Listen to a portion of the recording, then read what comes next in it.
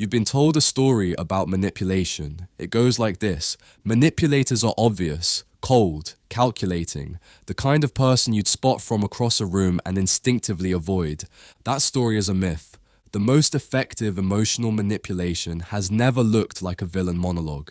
It looks like concern, it looks like love, or something close enough to it that you can't tell the difference for months, sometimes years.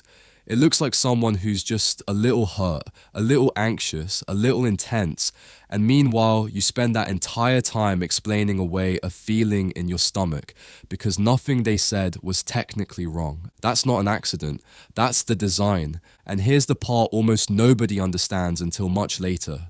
Manipulation isn't one technique, it's a ladder. 4 distinct levels, each one escalating in depth, each one harder to name than the last, because each one operates further from the surface of conversation and closer to the architecture of how you see yourself. Most people only ever learn to recognize level 1, the obvious stuff. By the time they're standing on level 3, they've already spent so long inside the dynamic that they've started to believe they're the one overreacting. This is the complete map of that ladder. Level 1, reframing. This is the entry point, the mildest level and by far the easiest to miss because it almost never feels like an attack. It feels like a correction, a small clarification, the kind of thing a reasonable person says. Reframing takes something you experience clearly, a moment, a tone, a decision, and gently rewrites it, not usually with an outright lie, with a tilt, a shift in emphasis just large enough to relocate the problem from their behavior to your perception of it. I wasn't ignoring you, I was just focused. That's not what happened, you're remembering it wrong. I think you're being a little sensitive about this. Look closely at the structure underneath each of those. Your perception isn't being argued with directly. That would require evidence, a real exchange of views. Instead, it's being quietly repositioned as the unreliable variable in the room, while their version becomes the default, unquestioned truth. This happens constantly in ordinary, healthy relationships too, and that's exactly what makes it dangerous to flag too early. Used occasionally, by anyone, in the middle of an honest disagreement, reframing is just 2 people remembering things differently. Normal, human, but used as a pattern, specifically, every single time you raise something that bothered you, it stops being a disagreement and becomes something else entirely. A slow, almost undetectable erosion of your confidence in your own read of reality. The marker of level 1 is simple and worth remembering. After the conversation ends, you feel slightly confused about something you were completely sure of 5 minutes earlier. Level 2, obligation. This level doesn't bother rewriting what happened, it rewrites what you owe. The architecture here runs entirely through guilt and debt rather than facts. After everything I've done for you, I guess I just care more than you do. Fine, I'll just handle it myself, like always. Notice something structural about all 3 of those sentences. None of them make a direct request. That absence is the actual mechanism, not an accident of phrasing. A direct request can be evaluated on its own merits and declined without much fallout. Can you help me with this? Not right now, sorry. Clean. An obligation, on the other hand, can't really be declined the same way. It can only be paid or resisted, and resisting it feels like quietly confirming you're exactly the selfish, uncaring person the sentence was implying you might be. This is also where silence starts doing real work. The pause that follows, I guess I just care more than you do, is an empty space. It's a hook, deliberately or not, waiting for you to fill it, with reassurance, with an apology, with proof that you do care. Actually, look, here's evidence. Over time, this level trains a very specific reflex. You stop asking, do I want to do this? And start asking, what will happen if I don't? That's the tell that obligation has replaced choice as your actual decision-making engine inside the relationship. The marker of level 2. You find yourself doing things not because you decided to, but because not doing them suddenly felt unbearable in a way you can't fully explain to anyone else. Level 3. Identity targeting. This is where the dynamic stops being about any single situation and starts being about you, generally, as a whole. At this level, the language makes a quiet but critical shift from describing behavior to diagnosing character. You always do this. This is so typical of you. Other people would never treat me this way. The shift from you did this to you are this is the entire mechanism, and it's worth sitting with why it's so effective. A behavior is something specific. It can be discussed, contextualized, changed, apologized for, and then it's over. An identity feels permanent, fixed. If you're being told who you fundamentally are, selfish, too sensitive, impossible to please, too much, there's no specific action left to correct.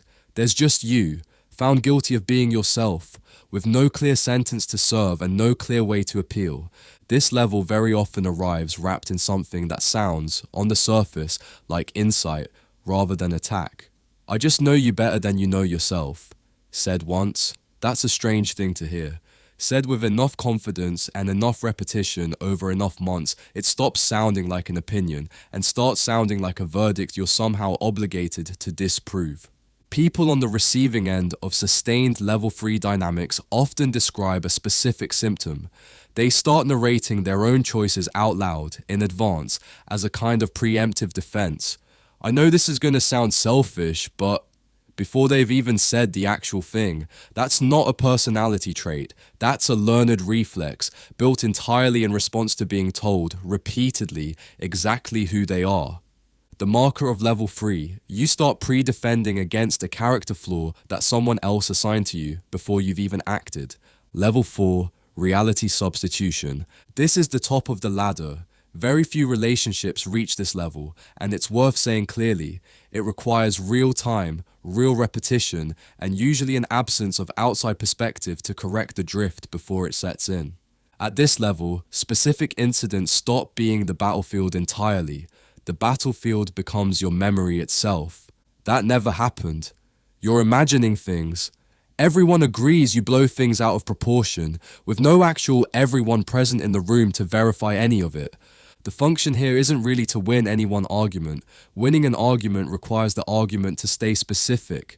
The function is to make you stop trusting your own internal record as a reliable source of truth, full stop. Once that internal record starts to feel unreliable, once you genuinely can't tell anymore whether you're remembering correctly, you stop checking it. And once you stop checking it, the only version of events left standing in the room is theirs. This is the level that researchers studying coercive control associate with the most serious, sustained patterns, not because of any single sentence, which in isolation might sound almost reasonable, but because of what years of accumulated exposure does to a person's baseline sense of what's real.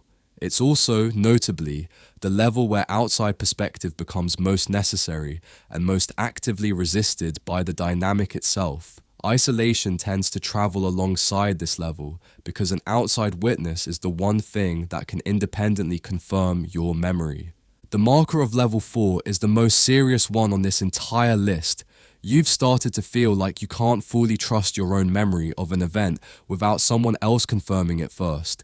Here's the pattern sitting underneath all 4 levels. Each level targets a progressively deeper layer of you. Level 1 targets your perception of a single moment. Level 2 targets your sense of debt and obligation. Level 3 targets your identity, who you believe yourself to be. Level 4 targets your memory, your basic ability to trust your own record of events. And every level relies on the same underlying trick, making the manipulation indistinguishable in the moment from a normal, even loving conversation. There's rarely a clean, obvious line you can point to. Most of these exact phrases, said once by someone who is simply having a difficult day, mean essentially nothing on their own. The actual signal was never the individual sentence. It's the pattern across time, and specifically how you feel after these conversations, repeated and accumulated, whether you walk away more sure of yourself or just a little less sure, every single time, with no obvious single moment you could point to as the cause. If something in this video felt uncomfortably familiar, not because you recognized someone else's voice in it, but because you recognized the actual shape of conversations you've had, that discomfort is worth paying attention to, not explaining away. This video is built for understanding the pattern in general, not for diagnosing any one specific relationship in your life from the outside.